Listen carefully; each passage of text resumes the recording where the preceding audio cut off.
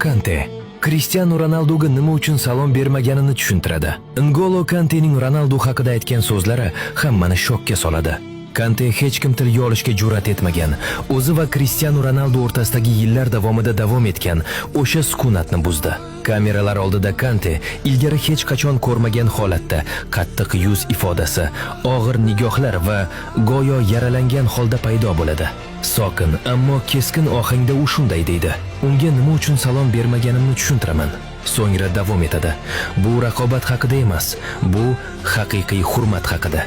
Bir jurnalist titrab, "Cristiano bilan nima bo'ldi?" Kante hech kim kutmagan o'sha bombani portlatadi.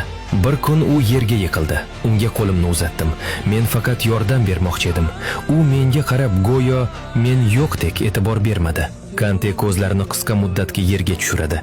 Keyin u undan ilgari hech qachon ko'rmagan sovuqlik bilan boshini ko'taradi.